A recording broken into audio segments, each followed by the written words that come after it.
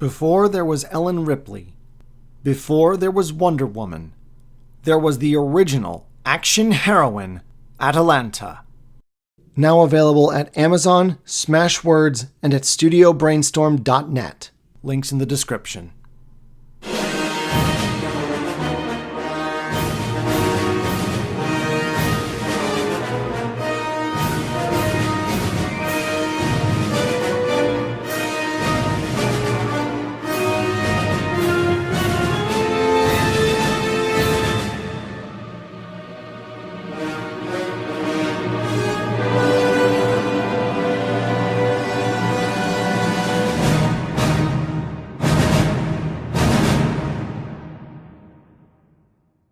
To quote series writer John Jackson Miller, Reunion is one of those storylines that has more threads running through it than immediately meets the eye. Let's see how many of those threads we can pick out today, shall we?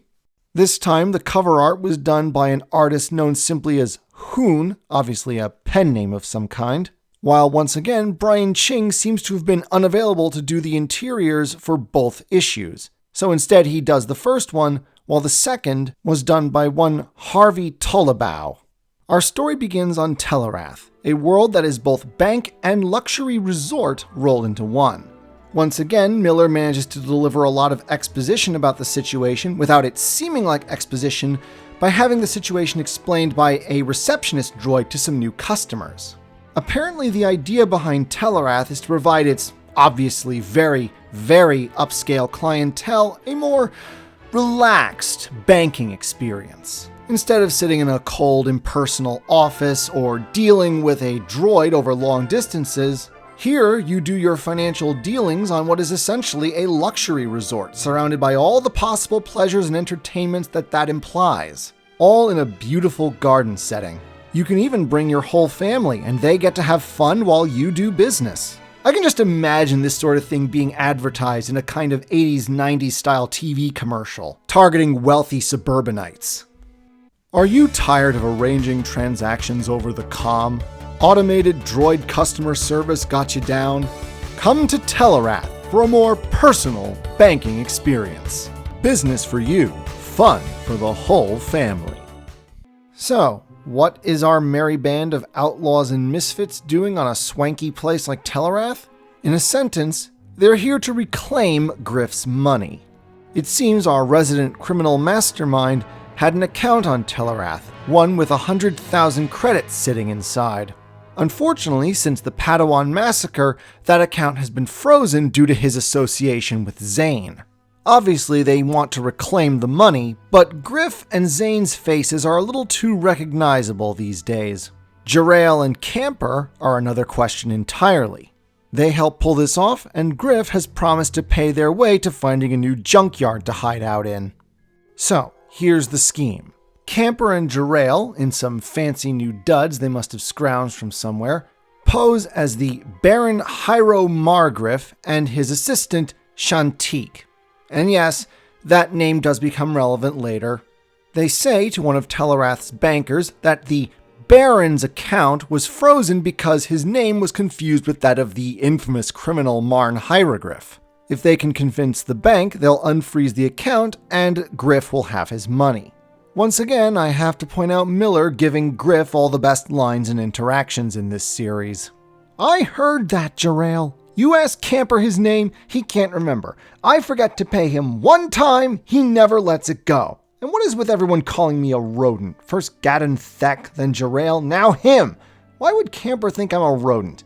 Well, he's known you longer than anyone else, Griff. It's natural. Yeah, I guess you're... You can be replaced, you know that? It's official. Griff is now my favorite character. Everything goes well until the Baron is required to give the 30-digit number to his account. And it seems that Camper, in one of his senile fits, left the manifest containing that account number back aboard the Last Resort. Luckily, Camper is currently in lucid genius mode and he recites the entire code from memory. Their banker informs the Baron and Shantique that they will have their money by tomorrow morning. All seems to be going well for a change. But Zane's luck is still what you might expect it to be, and it turns out that the banker and his two clients are being watched by a pair of Ithorians who are quite clearly up to no good. What's equally clear is that they're also dumber than rocks. They ambush the trio, and though Jor-El does her best with a frying pan, they manage to succeed in kidnapping the banker. What? Confusion aside, they have to chase the banker and his kidnappers because they still need him to get the money. By the way, I do have to stop and point out this pretty great bit of dialogue between Camper and the banker during the initial fight. Don't you have people with big guns or something? The security droids are here to protect the money, not the customers. We thought guards visible on the ground would wreck the ambiance.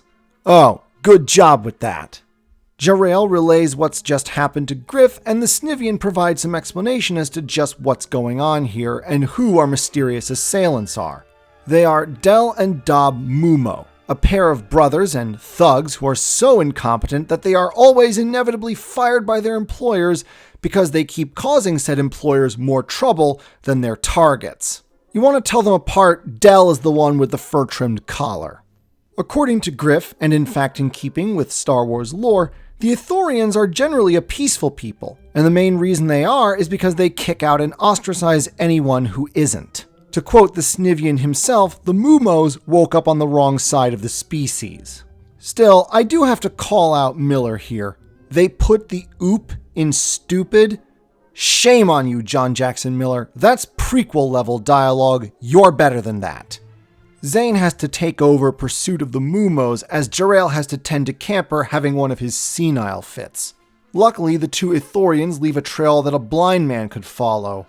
Zane easily catches up to the Ithorians, only to stop in shock as he recognizes the kidnapped banker as his own father.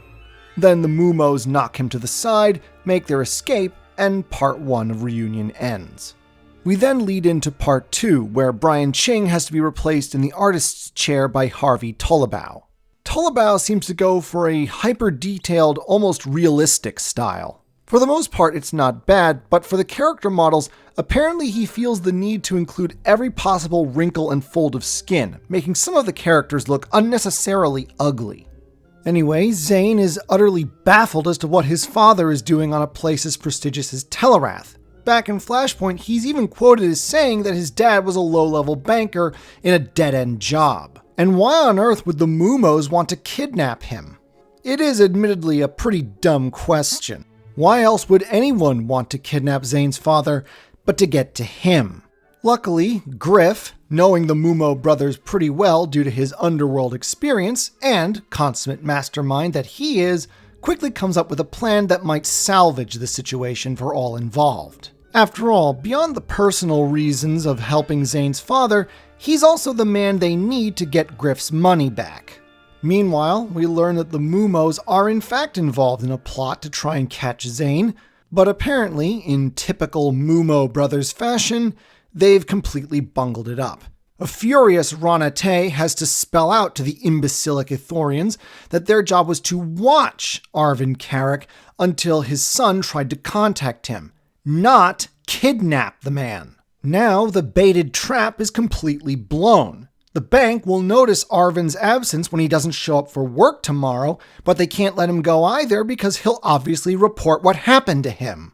After the communique with the Jedi ends, the two brothers fall to arguing over whose fault it is and get into a fight. Apparently this is quite typical of them. The brother called Dob ultimately comes out on top and leaves his groggy brother to guard the prisoner while he goes looking for a drink. This behavior is also typical of the Mumos, and one that Griff knows all too well. The Snivian quickly tracks down Dob at the local bar and begins plying him with alcohol until the Ithorian is thoroughly smashed. Quick side note, by the way, but I really do like this touch. In Ithorians' mouths, yes, they have 2 as well as 4 throats and they speak in stereo, are on the sides of their necks. And given that a lot of bars in Star Wars are multi-species, it only makes sense that a drinking establishment like this would have drinking vessels that can interface with any manner of intake orifices. Once Dob is thoroughly drunk, Griff essentially gets him to agree to a deal where Griff will promise to trade Zane Carrick for his father, the idea being that Dob can expect a bigger reward for handing in the kid than his dad. A drunken Dob agrees and gives away the location of his and Dell's ship, the Mumo Willowa. Griff relays the information to Zane, who gets to the ship well ahead of Dob and then sneaks past Dell, no great effort, and frees his father. It doesn't hurt that Dell is also distracted by an angry Rana Tay, who apparently hasn't been getting much sleep lately. Interesting detail. On a more heartwarming note, Zane discovers that his mother and other siblings are elsewhere and safe, and that none of his family ever believed for a moment that he was the murderer of the Padawans. While Dob is trying, and failing, to convince his brother that he needs to take their human prisoner out for a walk, as if he's some kind of dog, Griff arrives with Zane to make the prisoner swap, and loudly announces his presence and intention. In a bit of funny continuity, Camper is the one pretending to be Zane, because after being kidnapped by the Mandalorians back in Flashpoint, Jor-El has sworn off ever pretending to be a Jedi again. Thanks to Griff, Dell's suspicion of his brother is aroused, and then all it takes is one well-placed, force-thrown box to the head, and the two Ithorian brothers are beating the snot out of each other, allowing everyone to escape to the safety of the last resort. Luckily, no one has noticed Arvin's absence yet, so he's able to unlock Griff's account and convert the money into hard currency. We also get a bit of an explanation as to how he ended up on Telarath in the first place. It turns out that the bank Arvin had worked for had been recently bought by a consortium, and it was these new owners that had him transferred to Telarath.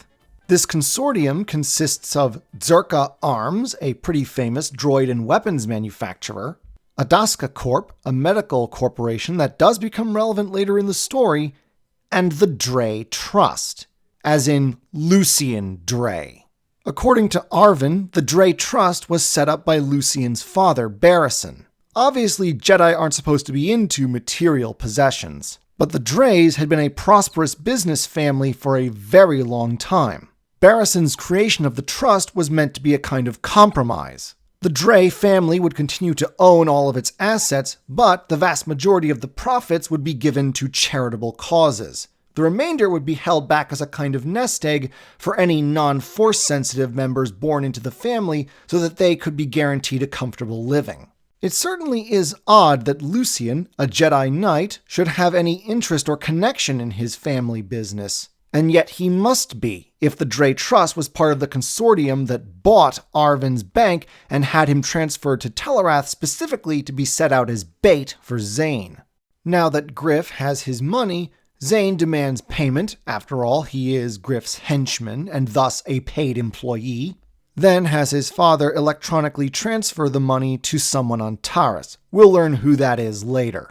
He then advises his father to inform the bank that he would like to be transferred elsewhere, and Zane recommends that he be transferred to Dantooine, specifically to oversee the finances of the Jedi Training Academy, which is overseen by Zane's old teacher and the only one he trusts within the Order, Master Vandar Tokar. As a story arc, Reunion is short and sweet, and like Flashpoint, it does seem like mostly filler on first reading, and also like Flashpoint, it's only on the repeat viewing that you realize how much Miller was planting here. It's the whole reason why this particular series I've got the counters up and going. But enough build-up. It's finally time to get the plot rolling again, and to start paying off all those setups we've been getting so far. Next time, we start finding out just how good John Jackson Miller is at keeping his promise that he wouldn't introduce any mysteries he didn't have the answer to.